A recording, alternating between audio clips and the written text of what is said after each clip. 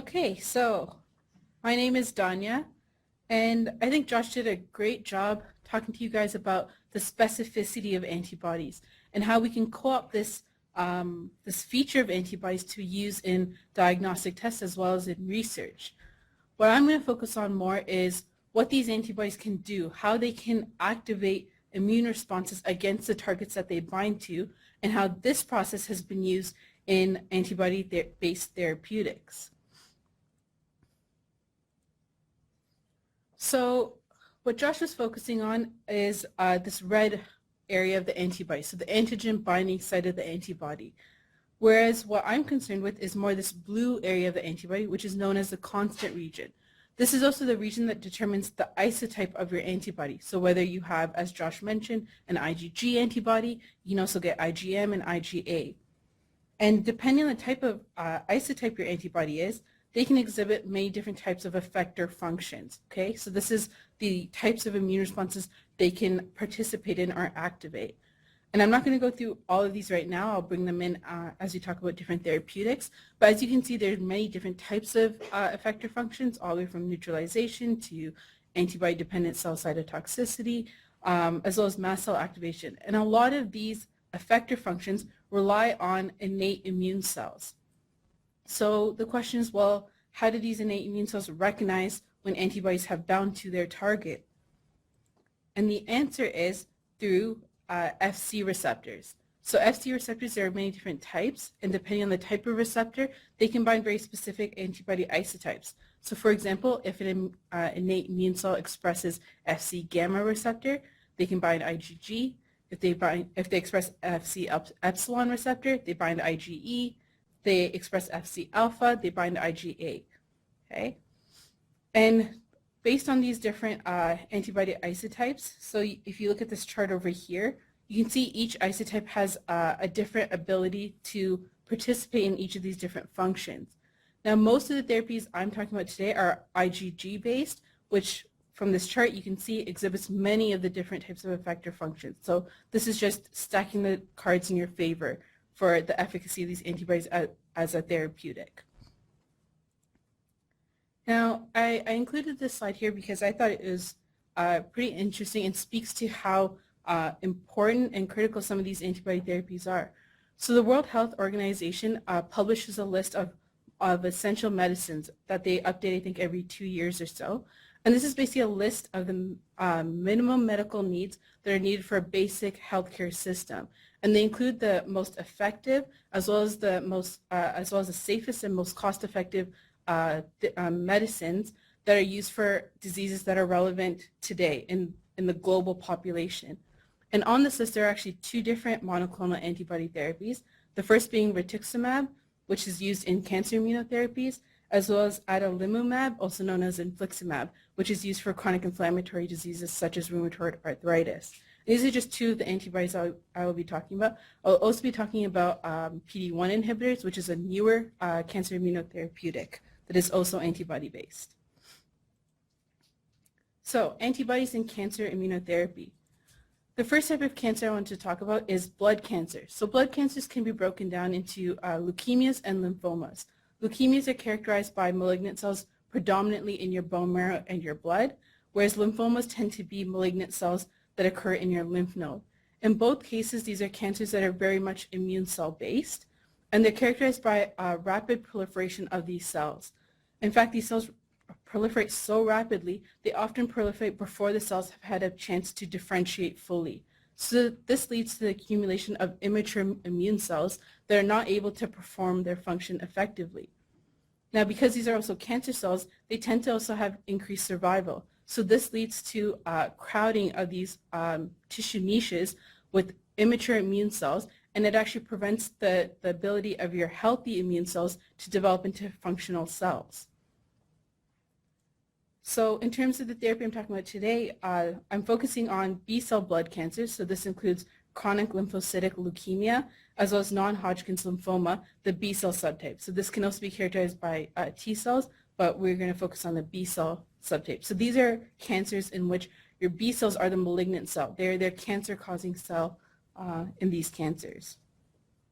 So the therapy that is used to treat these cancers is called Rituximab, which is a monoclonal antibody. If you see a lot of therapies that end with MAB, M-A-B, they usually refer to monoclonal antibodies. So in this case, it's a monoclonal antibody against CD20, and this is a protein that's expressed on the surface of all B cells, right from their developmental stages all the way to a fully differentiated mature B cell. And this therapy will deplete B cells. It doesn't specifically deplete tumor cells, it depletes all your B cells. And the way that it does that is through multiple different effector mechanisms. So the first one being complement-mediated cytotoxicity. So this is basically a situation where you have CD20, which is indicated in red here, expressed on the surface of a B cell, and it's bound by a CD20 antibody, so Rituximab, which is shown in blue. And in yellow here is a complement protein that is recognizing this bound antibody complex. Okay, so your complement system is made up of many different proteins, and they're a critical part of your innate immune system. And what this initial binding does is it initiates a cascade of events that eventually leads to the formation of a membrane attack complex, or an MAC. And what this basically is an assembly of complement proteins within the membrane of its target cell that leads to holes, basically, in the membrane of these cells. And cells, much like people, if you poke enough holes in them, they will die. So this is essentially what the membrane attack complex is for. It perforates the cell membrane of these target cells. So in the case of rituximab in B cells, it can lead to the puncturing of these B cells, and is one way you can deplete these malignant B cells in cancer patients.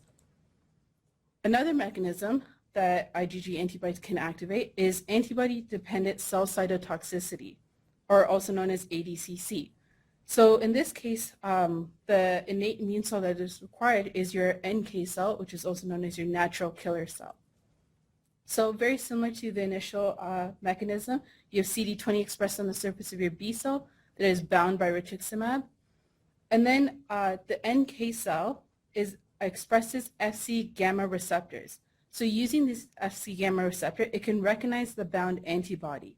And once they've bound enough antibody through their Fc gamma receptors, this leads to a mechanism known as cross-linking.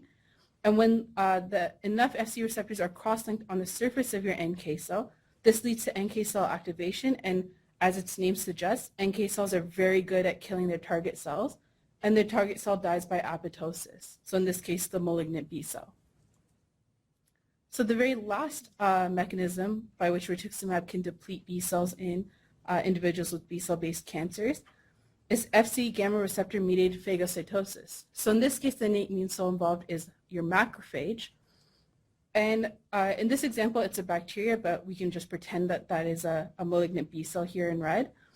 And the antibody can bind to CD20 on the surface of the malignant B cell. And then Fc receptors on your macrophages can be used to recognize this bound antibody. And it triggers signals that allows the macrophage to eat this antibody-coated cell. Or if you want to be more scientific about it, it phagocytoses this antibody-coated cell. Once it's taken up, this antibody-coated cell is contained within a phagosome, which then fuses with the lysosome, which is another organelle within the macrophage. And this organelle contains a lot of different effector molecules, including enzymes, that are able to sort of chop up whatever is in the phagosome. So this is sort of, you can think of it as where the cell gets digested. And this is another way that B cells can be targeted using rituximab. So overall, rituximab is an effective therapy that can deplete not just your malignant B cells, but all your B cells. And the goal with this therapy is to deplete enough cells that when you remove the therapy and your bone marrow niche repopulates, you can repopulate it with healthy cells. So another cancer immunotherapy that is antibody-based that you may have heard about in the news is PD-1 inhibitors. So PD-1 inhibitors are, again, IgG antibodies that bind PD-1, which is expressed on the surface of T cells, and we'll come back to that in a minute. Now, this therapy was recently approved by the FDA. I think the first one was in 2014, somewhere closer to 2017. So this is a very novel therapeutic that has had great success in clinical trials and has now been approved for clinical use. So before we get into how PD-1 inhibitors work, first we should understand a little bit more about T cells. So T cells, very similar to B cells, express receptors, in this case the T cell receptor, that have a high amount of specificity for their target antigen. In this case, the target antigen is shown in black. But in order for the T cell to function, it needs to be activated. So even if it's specific for its target antigen, it needs to receive a stimulatory signal. So this is often done by antigen-presenting cells. So here you can see CD28 is the co-stimulatory receptor on the T cell. And when it receives this signal, it can be turned on and exert its effector function. So for example, if you get the flu and you have a T cell that is able to recognize flu antigen, your antigen-presenting cell will activate all of your flu-specific T cells. And these T cells are very, very good, particularly CD8 T cells, at killing their target cells, so flu-infected cells. Okay? However, once your flu is cleared, once you're healthy again, what you want to do is shut down these T cell responses because they are no longer needed. So the way the body does this is, again, your antigen-presenting cells find your flu-specific T cells, but in this case, they express PD-L1, and this binds to PD-1 on your T cell. So PD stands for programmed death receptor, and what this essentially does is it shuts down your T cell. It induces it to undergo apoptosis and die. And this is the way you can shut down these responses after a flu infection has passed.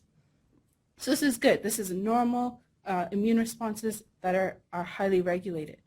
However, what happens with tumors or tumor cells is your T cells that are able to bind and kill your tumor cells are no longer able to do so. Because they express PD-1, your tumor cells express very high levels of PD-L1. So this is a way your tumor sort of evades immune detection, because as soon as your T cells come into contact with these tumor cells, they immediately shut off the T cell by expressing high levels of PD-L1.